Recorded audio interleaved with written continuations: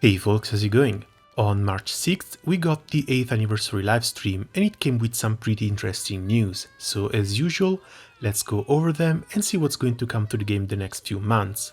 First up is the MagnaFest. The 8th anniversary countdown campaign is going to leave the place to the actual anniversary one, bringing an extra Angel Halo Pro Daily Run and a double Sephira Gauge gain in Arcarum, on top of the usual boost to experience and rate discounts. Starting from the 10th, there will also be an 8 times experience gain for up to 8 million experience, which is going to be perfect for leveling up your classes. Lastly, we will also get a new weapon pick ticket for farmable stuff like Xenos, Proving Grounds and Malice raids, and I already know where my ticket is going. The anniversary will also come with its own set of special missions, which will award us a gold bar, a sunlight stone, and a grand weapon guaranteed ticket. The guaranteed here might not necessarily mean that we get to pick one of our choosing though, so do curb your enthusiasm a bit and prepare for a Benedia dupe that you'll never use. A new Twitter campaign will also bring us a new perpetuity ring, which is always nice to see, especially with a little feature announced later on. For the anniversary stream, it's time for Grimner and Alexia. And this is where I felt a disturbance in the force, as if thousands of wallets suddenly started crying in unison. GG design team, GG. As per usual with the anniversary, we'll have this special pick ticket that will let us trade for a limited character, and as per usual, here's your yearly warning to wait until the last minute to buy it. If you're planning to get a Christmas, Valentine or Halloween limited with it, go ahead, you're fine. Just keep in mind that the most recent Valentines won't be available in it. If you're planning to go for a summer or a grand unit though, we'll have the roulette going through both banners, and summer units will join the pool starting from the 16th, so there's a chance you might end up pulling what you want beforehand. For the grand units, the list will also stop at Sandalphon, so these characters will not be available in it. Also, 2 new Scam Gacha tickets. Next up, we finally got the announcement for the Wind and Light character rebalances. These are a bit many though, so they'll get their own video, maybe. As already pre-announced, we'll also be getting the slimming down for the elemental material quests. The basic treasure, elemental treasure and 6 dragon trials will be merged in a single quest. This means that the Violet trial is also going to disappear, which worries me a little, but let's see what the drop rate looks like before crying foul. Always on the previously announced list, we got more details on the Crew Resort Island. It'll cost 100k rupees to unlock, and it will have buildings you can level up for small bonuses such as a 5% increase in experience and rank points gain. Next up, the classic draw. Removing some of the older characters from the standard pool is going to make the draw rates for the newer ones a little bit higher, but at the same time it will make 2014 to 2016 characters a bit more rare to get. I don't think people will be willingly throwing crystals at the classic draw, no matter if the cerulean sparks never reset, and my worry for classic characters free draw campaigns is still there. Hopefully they're not going to pull a fast one on us, but for collectors or people who have been waiting for an old characters to read their Fate episode, this is a pretty sad day. I'm still missing Fire Helles, and at this point only KMR knows if I'll ever get her.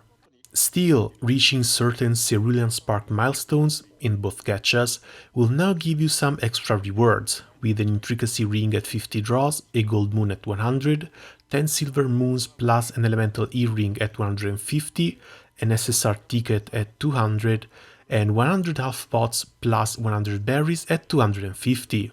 Overall, not too bad, and if it can incentivize more people to save up and spark instead of YOLOing, I'm all for it.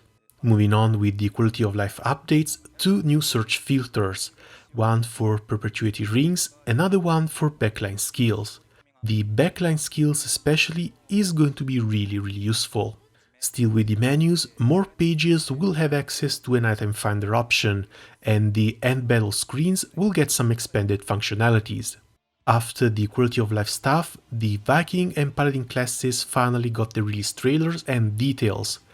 Viking will be released first on the 10th and will require Berserker and Lumberjack at master level 30 plus 10k class points to unlock. It comes in as a DPS class, dual-wielding swords or axes, with some of its skill effects changing depending on the weapons equipped. A bit of a mix between Berserker, Chrysaor and Apsaras. Much like the tier 4 classes, the new tier 5s will also have one basic skill and multiple EM skills to choose from. Viking starts with a buff skill that increases all allies' normal attack damage, then giving MC a guaranteed triple attack buff when dual-wielding swords, or an echo when dual-wielding axes. Looks like it's going to be a bit more restrictive than Chrysaor in weapon choices. The first EM skill, Vinland, will grant MC an instant CA standby as well as auto-ignition. The second EM skill will extend all allies' buff duration by 1 turn, as well as grant 2 random buffs. The third EM skill will inflict a superior elemental 2-hit nuke and apply a defense down. Dual-wielding swords will increase the number of hits, dual-wielding axes will also apply an elemental defense down. Passive-wise, its first skill guarantees multi-attacks and gives some supplemental damage, while the second grants a 2-hit nuke on random enemies upon normal attacks. If you like numbers, it looks like Viking will make you see quite a lot of them. Double swords with skill 3 and an extra supplemental from the grid looks very appetizing.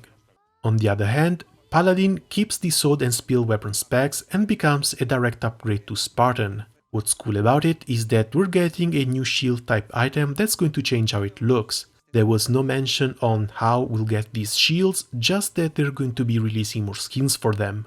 As for the class itself, the signature skill Elemental Phalanx will give all allies an 80% superior elemental damage cut, as well as an 80% all elemental damage cut to the entire raid. Its first EM skill will give a team-wide boost to debuff resistance and dispel cancel, while its third EM skill will give all allies an armored buff. Passive-wise, MC will cap its incoming damage to 10k per hit and get a boost to its attack specs based on how many shields you have. Also, it's going to start the battle with a one-time Undying buff. Nothing much to say here, it's a better Spartan and it's coming out on the 24th, so if your Spartan or Cavalier aren't mastery level 30 yet, you might want to get into those lime mines. After the classes, it's time for the new 5-star caps coming on the 14th. And Lyria is getting some pretty glorious new art. The second uncap is going to go to Light Zoe, but there's spoilers going on here, so all we got was a silhouette. Sometime later this month, the Ennead weapons will also get their new awakening level system, where you get to pick between attack, defense and special type awakenings, and then raise that awakening type by spending new Omega Anima items for them. Apparently, you'll need to be careful which awakening you'll pick though, as you won't be able to revert them. The rank cap will also see a 25 level increase, but there was no info on the new EMP. Following that, Beelzebub is apparently getting its own Ascendant Prayer, where you can consume elemental halos to obtain a pretty big buff. Kind of weird since Bubs is already pretty easy to solo. If you're a new player, you're likely better off leeching other people's solos than wasting halos on that. On March 24th, we'll finally get the 4-star cap for the Archangel Summon series, but for these two, sadly, there were no details.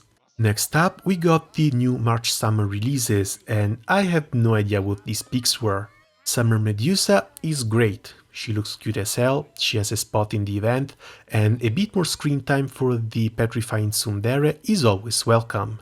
Yukata Silva kind of came out of nowhere, but with her normal version being destitute, her light version getting her backlight slot stolen by a collab character, and her summer version never really seeing much play, I really hope she can find a good frontline spot in whatever element she ends up in. Lastly, Yukata Narmea. Now, I personally like Narmea, I really do. I have her Christmas and Grand versions ringed, and it's not only for doing bigger numbers. But Narmea is a bit like a margarita. It's really good looking, it tastes great, and every time you eat it, you're enveloped by that cozy feeling of your childhood home, where your grandma used to prepare it for you. It's just that eventually you'll want to try out something else.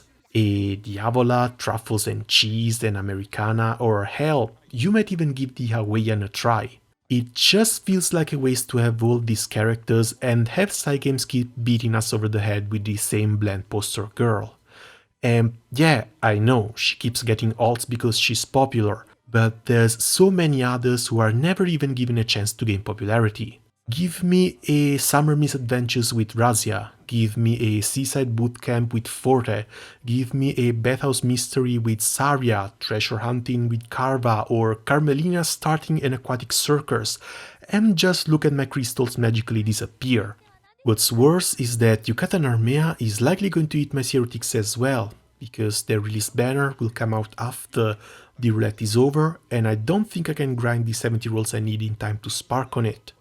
Anyway, back to the news.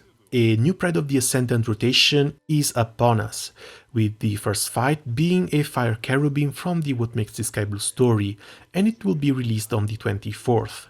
There's been mentions for a new April Fool's event, but no hints so far.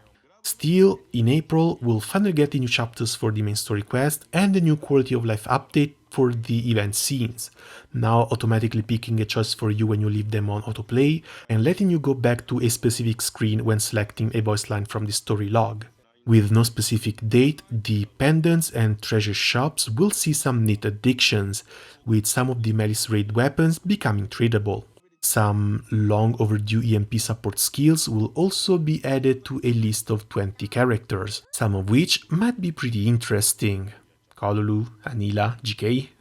On with more gacha changes, the Rupee gacha finally gets a bit of an overhaul, letting you draw all 100 items in a single go, enabling an auto-recycle and seeing the addition of normal mats to the draw pool, replacing some normal weapons and summons.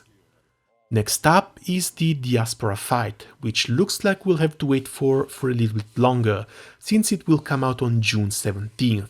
Diaspora will be a water boss for a new series of endgame raids on the Dark Rapture and Super Ultimate Bahamut difficulty. A new drop system is going to be implemented for raids, thanks to which even if you fail and retreat, you'll still get some loot, just no MVP or blue chests. This is hopefully going to help players host or join endgame raids more freely, as we all know many players are more than ready to take them on but just scared of the mechanics. And to help alleviate that too, there will be implemented a new multiplayer lobby specifically for practicing raids, so you don't even have to lose the host mats. Arcarum is also going to see a bit of an update, but it's an automatic explore function where you pick a team and you let them do their thing. It sounds a bit redundant since we already have a skip option for the standard Arcarum, and I seriously doubt that they're going to automate anything in Sandbox, but I guess we'll just have to wait and see. In May, Granblue will have a new collab, this time with none other than Final Fantasy. It's going to be Final Fantasy XI though, which is about to turn 20 this year. Seems a bit of an odd choice at first, but it looks like a lot of people in the GBF team worked on Final Fantasy XI as well. I'm not really familiar with the game itself, but I hear Shantotto is one of the main story-related characters who is likely to make an appearance, so hopefully it will be another fun little collab. After a bit of a merch segments with new figurines and the new graphic archive, it's time to close things down with the usual roulette announcement. Before that though, from March 10th until the 24th, logging in the game through the Skyleap app is going to give you 200 free crystals, and if you haven't already, I would strongly encourage you to try and get Skyleap. In the West, you might need a secondary app store like Kuo app to get it though, but hey, it's 1400 crystals. As for the roulette itself, it looks like we'll be back to its own randomness. For this iteration, each day you'll be able to choose between Gachapin's roulette with its standard 10, 20, 30 and 100 possible draws, or Muku's roulette which can only roll 20 or 30 draws. This year we'll also have two guaranteed 100 time pools. The first one will happen on the second part of the Flash Gala, the second one will happen on the last day on the Old Zodiac's Gala. For reference, last year we had a Flash Gala Part 1 on March 16th that came with the new event-related characters Beatrix and Isaac, and the second part started on March 19th with no new characters on Rate Up. This banner is where we'll get the 100 draws. If they skip on the event-related grants again, it will be the same as last year. If they release another Grand Zoe, Gio, 1 or 2 of whoever the two mixed characters seem to be, They will not be on rate up, but they should still be sparkable on the Flash Fest Part 2. Meanwhile, the Premium Gala Part 1 will start on the 29th with no rate ups and all the Zodiacs available, and the new summer releases will come out on the Premium Gala Part 2 on March 31st, right after the roulette ends. Again, if you're planning to roll for the new summer units, be sure to save all the 300 draws necessary. Lastly, when it comes to Relink, the actual news will be released after the anniversary ends, but that's April 1st and I don't trust anything anymore. Alright then, it looks like that's going to be it for me for the moment. It was a bit of a slow anniversary and there doesn't seem to be much to get excited about, but I'm hopeful for the parts 2 and 3 of the anniversary as well as for the Final Fantasy XI collab. I was really hoping we would get Summer Dejra in Alcero or uniform, but I guess we'll have to wait until the actual summer. As always, thanks a lot for watching, let me know what you're most looking forward to, and see you next time. Ciao!